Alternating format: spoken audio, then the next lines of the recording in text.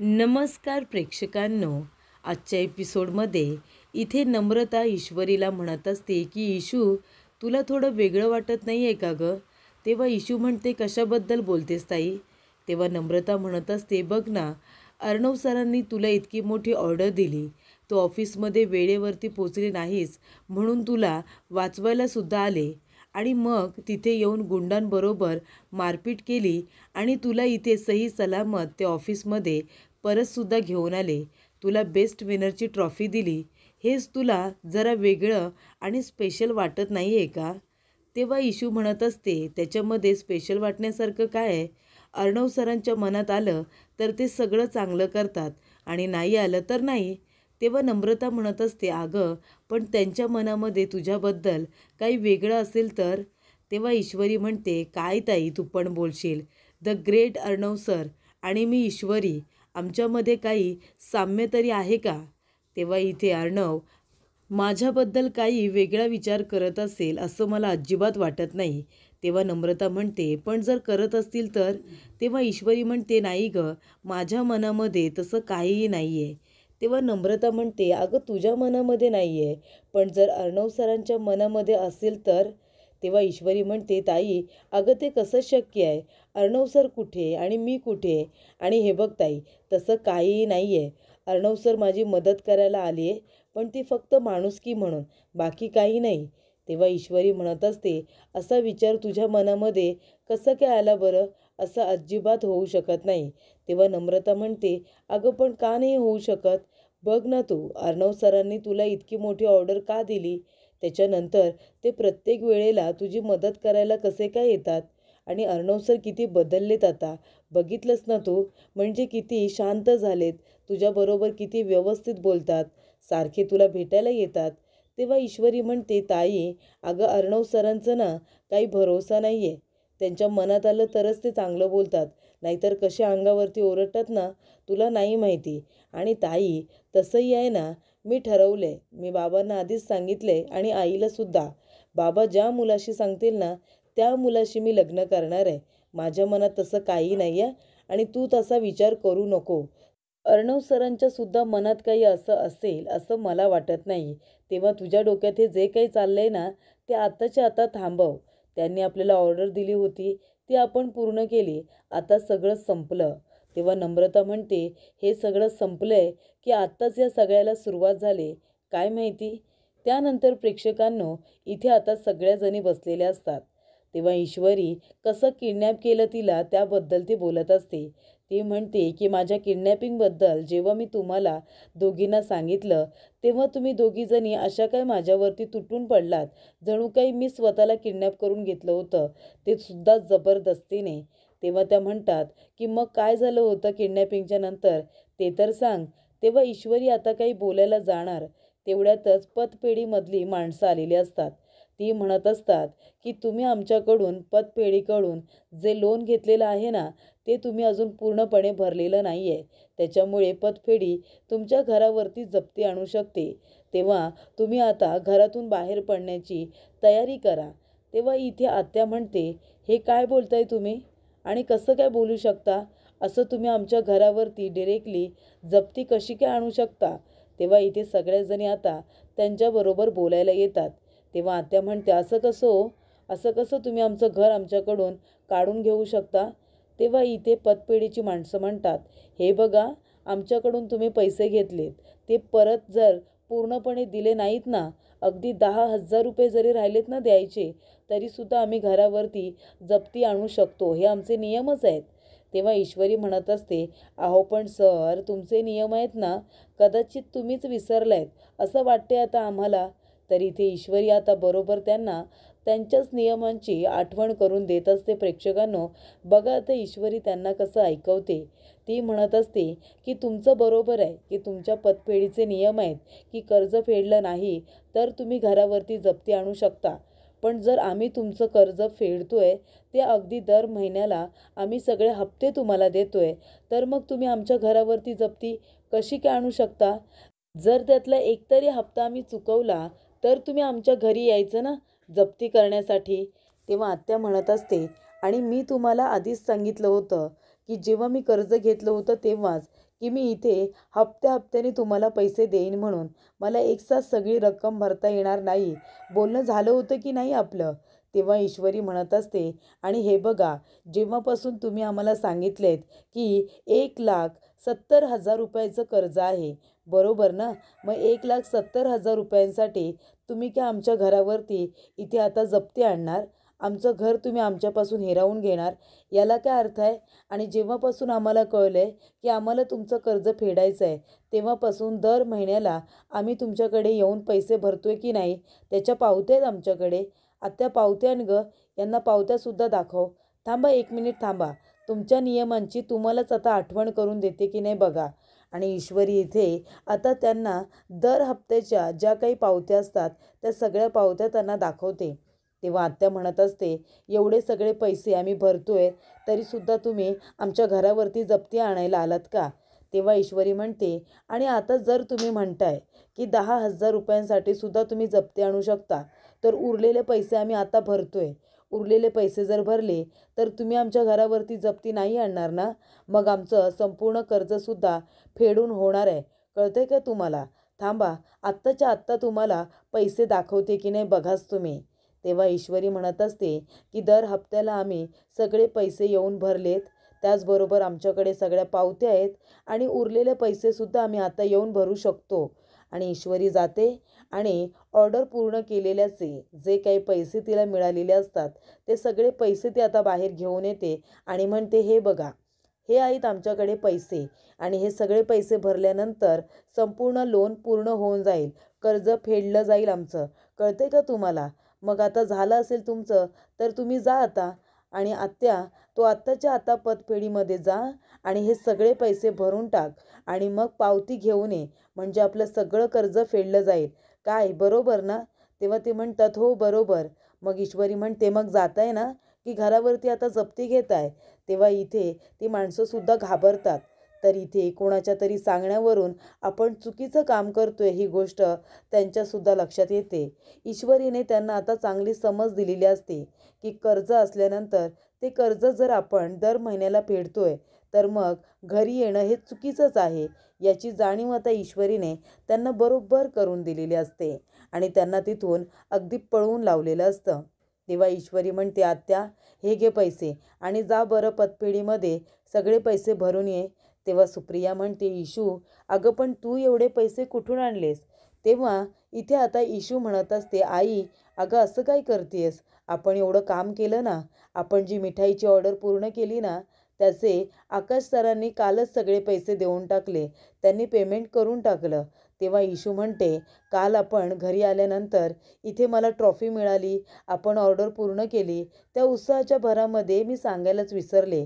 तेव्हा सुप्रिया म्हणते, इशू तू पण ना, अगं काल रात्री सांगायचं नाही का? मग आत्या जाऊन सकाळीच भरून आली असती ना. तेव्हा ईश्वरी म्हणते, त्या गडबड गोंधळामध्ये खरंच माझ्या डोक्यातून निघून गेलं.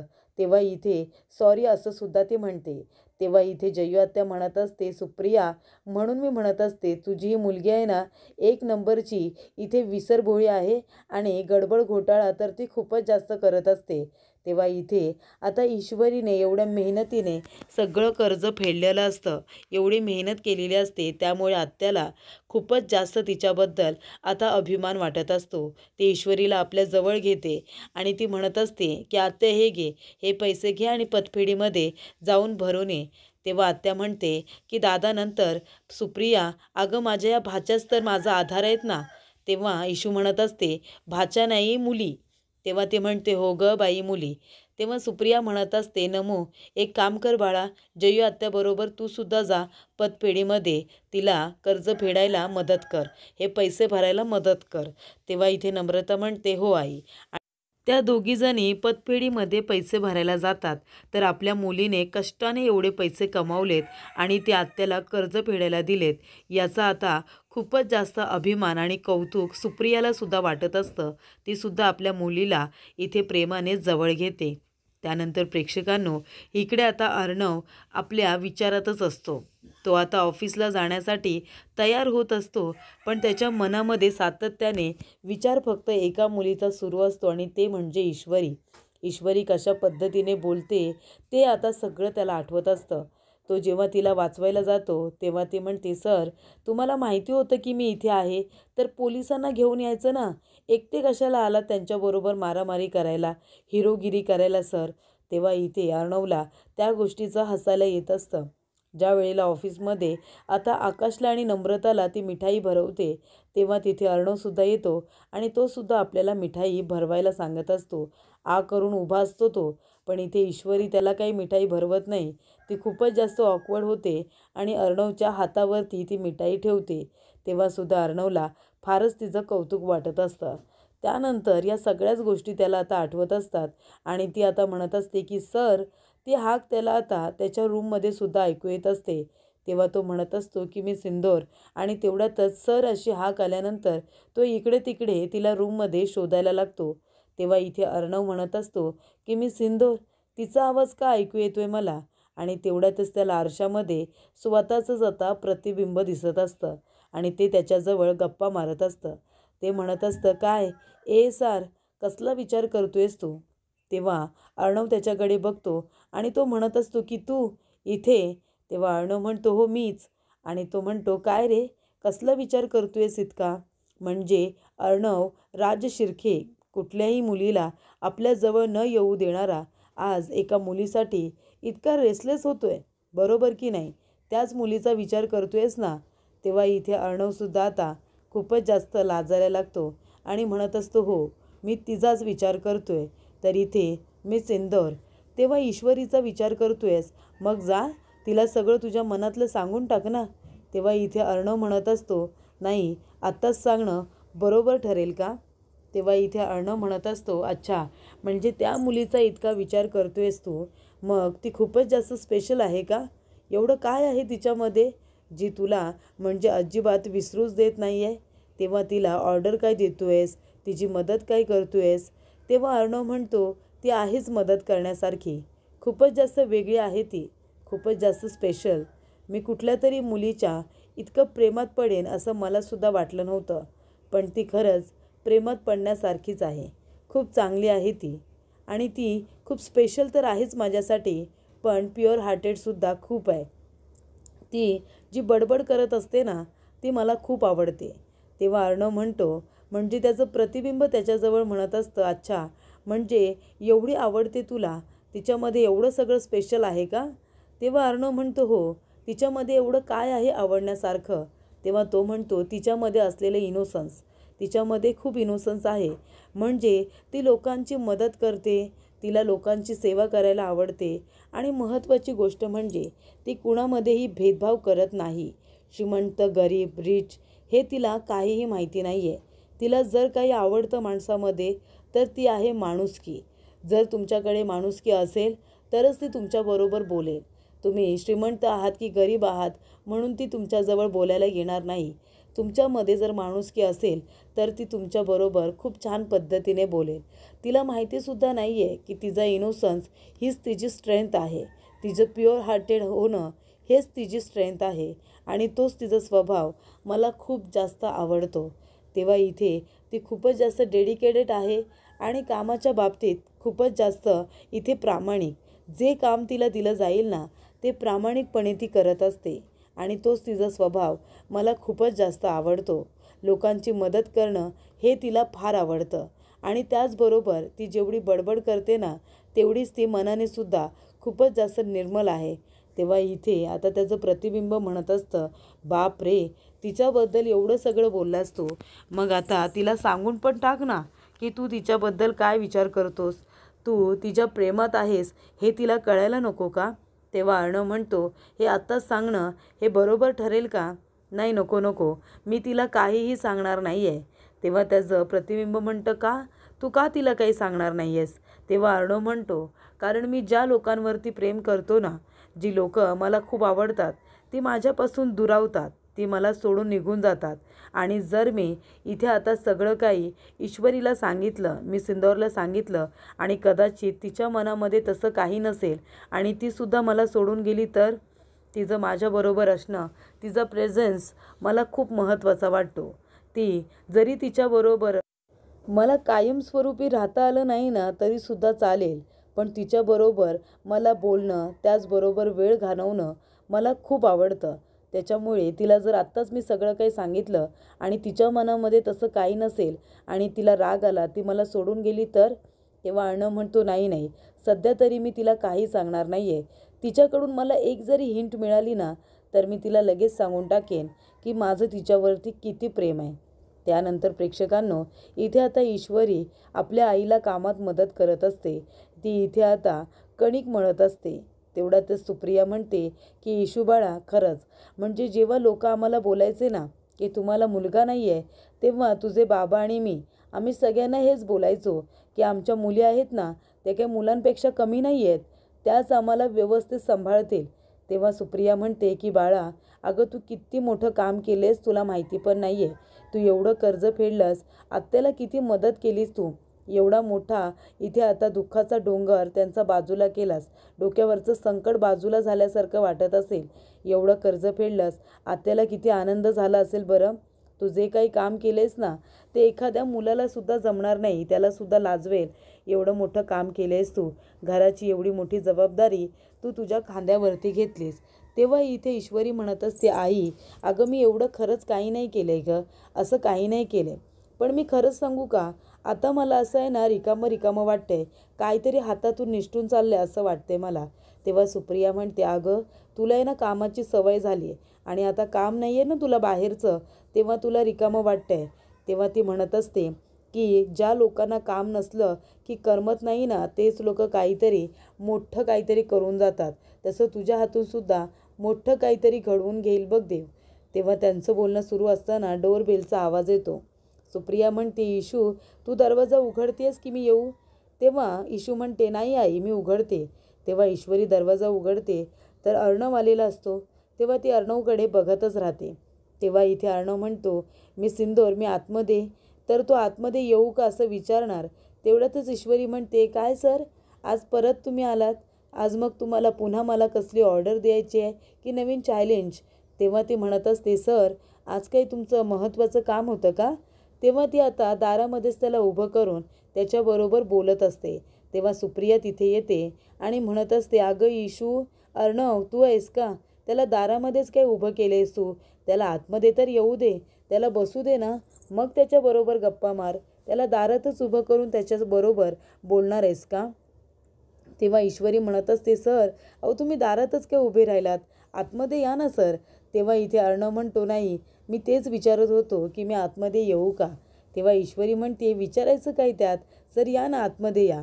तेव्हा इकडे आता ईश्वरी त्याला आतमध्ये सोफ्यावरती बसायला सांगते आणि अर्णवसुद्धा बसायला जाणार. तेवढ्यातच ती अर्णवचा हात पकडते आणि म्हणते, सर 1 मिनिट थांबा, माझा मोबाईल. आणि ती आता मोबाईल उचलते. तेव्हा इथे आता तिने घाईघाईने अर्णवचा हात पकडलेला असतो. तेव्हा ती ज्या हाताने आता कणिक मळत असते त्याच हाताने तिने अर्णवचा हात पकडलेला असतो. तेव्हा त्याच्या ब्लेझरला हाताचं सगळं पीठ लागलेलं असतं. तेव्हा ईश्वरी म्हणते, सर अरे देवा, तुमच्या हाताला मी इथे पिठाचा हात लावला. सॉरी सर, मी पीठ मळून काढत होते ना. तेव्हा इथे सुप्रिया म्हणते, इशू अगं काय तू पण. तेव्हा ते म्हणते, सॉरी सर, थांबा मी साफ करून देते. आणि ती आता त्याच हाताने त्याच्या ब्लेझरला लागलेलं पीठ काढत असते. तेव्हा तिने अजूनच खराब करून ठेवलेलं असतं. तेव्हा अर्णव म्हणतो, इट्स ओके. तेव्हा ईश्वरी आता घाबरते आणि सॉरी सर असं म्हणत असते. तेव्हा सुप्रिया म्हणत असते, इशू अगं तू पण ना, जा बरं आधी हात धुवून ये आणि अर्णवसाठी पाणी आण. तेव्हा ती म्हणते, हो आई हो. तेव्हा इथे सुप्रिया म्हणते, अर्णव अरे तिने तुझं ब्लेझर खराब केलं, तू दे माझ्याकडे, मी साफ करून आणते. तेव्हा अर्णव म्हणतो, नाही इट्स ओके, राहू दे. तेव्हा सुप्रिया म्हणते, असू दे, तू बसलायस ना, तोवर मी ते साफ करून आणते, दे. तेव्हा तो लगेचच आपलं ब्लेझर काढून सुप्रियाकडे देतो. सुप्रिया म्हणते, हे जेवढं खराब झालं ना, तेवढंच मी साफ करून आणते. तू बस बरे इथे, तुम्ही दोघेजणं बोलत बसा, मी लगेच आले. तेव्हा सुप्रिया ते ब्लेझर घेऊन जाते साफ करण्यासाठी. तेवढ्यातच इथे अर्णव मनामध्ये विचार करत असतो की काय करू मी, बोलू का सगळं, मी सिंदूरला सांगू का माझ्या मनातलं? नाही नको, तिला जर ते नाही आवडलं तर, तिच्या मनामध्ये तसं काही नसेल तर. तेव्हा इथे अर्णव म्हणतो, आधी तिच्या मनाचा अंदाज घ्यायला हवा.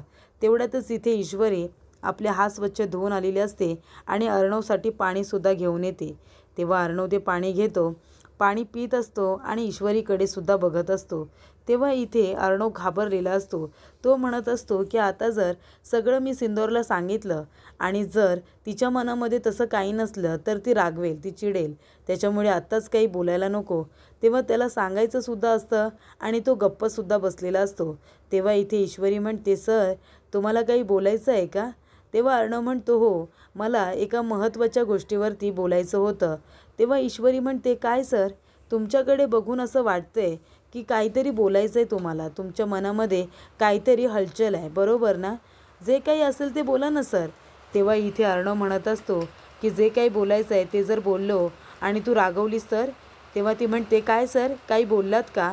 तेव्हा इथे ईश्वरीला आठवतं ती नम्रता तिला म्हणालेली असते की मला असं वाटतं आहे की अर्णव सरांच्या मनामध्ये काहीतरी आहे. तुला इतकी मोठी ऑर्डर दिली, तू ऑफिसमध्ये आली नाहीस म्हणून तुला गुंडांच्या तावडीमधून इथे आता त्यांनी फायटिंग करून वाचवलं आणि सुखरूपरित्या ऑफिसला घेऊन आले, बरोबर ना? मला असं वाटतंय की अर्णव सरांच्या मनामध्ये तुझ्याबद्दल काहीतरी आहे. तेव्हा ईश्वरी म्हणते, नाही गं तसं काही नाही आहे, माझ्या मनात तसं काहीच नाही आहे. तेव्हा ते म्हणते, तुझ्या मनात नाही आहे पण अर्णव सरांच्या मनात असेल तर? तेव्हा इथे ईश्वरीसुद्धा आता विचार करायला लागलेली असते की त्याबद्दल तर अर्णव सर इथे काही बोलायला आलेत नाही ना, असं तिला वाटत असतं. त्यानंतर प्रेक्षकांनो पुढील भागामध्ये इथे अर्णव ईश्वरीला विचारत असतो की ज्या वेळेला मिठाईवरती पेट्रोल टाकण्यात आलं तेव्हा पेट्रोल टाकताना तुम्ही कुणी त्यांना बघितलंत का? तेव्हा ईश्वरी म्हणते, नाही सर आम्ही तेव्हा आतमध्ये होतो ना, वास आल्यानंतरच आम्ही बाहेर जाऊन बघितलं तेव्हा पेट्रोल टाकून झालं होतं पण तिथे कुणीच नव्हतं. तेव्हा अर्णव म्हणत असतो की त्यावेळेला पेट्रोल नक्की कोणी टाकलं आहे, ती मिठाई कुणी खराब करण्याचा प्रयत्न केला आहे ना, हे मला शोधून काढायचं आहे. तेव्हा अर्णव आता आपल्या माणसाला फोन करून म्हणत असतो की त्या एरियामध्ये जेवढे CCTV कॅमेरे असतील ते सगळे चेक झाले पाहिजे आणि तो टेम्पोवाला त्याचा चेहरा स्पष्टपणे दिसला पाहिजे. असं कुठलं फुटेज असेल ना तर ते बघा. ज्याने कुणी मिठाई खराब करण्याचा प्रयत्न केला आहे त्या माणसाला लवकरात लवकर मला पकडायचं आहे, हे मी आत्ताच तुम्हाला सांगतो आहे. त्याच्यामुळे कामाला लागा. सगळे CCTV कॅमेरे रस्त्यावरचे चेक झाले पाहिजे आणि मी सिंदूरच्या घरी जाऊन ज्याने कुणी मिठाई खराब करण्याचा प्रयत्न केला आहे त्याला सोडणार नाही आहे मी. लवकरात लवकर त्याला पकडलं जाणार आहे. तेव्हा इथे ईश्वरी नम्रताला म्हणत असते की ताई आता आपण कर्जसुद्धा फेडलं, मग आपण आता इंदोरला परत जाऊ ना. त्याआधी मला त्यांना थँक्यू म्हणायचं आहे आणि काहीतरी द्यायचंसुद्धा आहे. तेव्हा जयू आत्या तिचं बोलणं ऐकत असते. तेव्हा नम्रता म्हणते, कुणाला काही द्यायचं आहे तुला? तेव्हा ईश्वरी म्हणते, अर्णव सरांना. अगं अर्णव सरांना थँक्यू म्हणायचं जायच्या आधी आणि गिफ्टसुद्धा द्यायचं आहे. तेव्हा इथे आता नम्रता खूपच जास्त आश्चर्यचकित होते.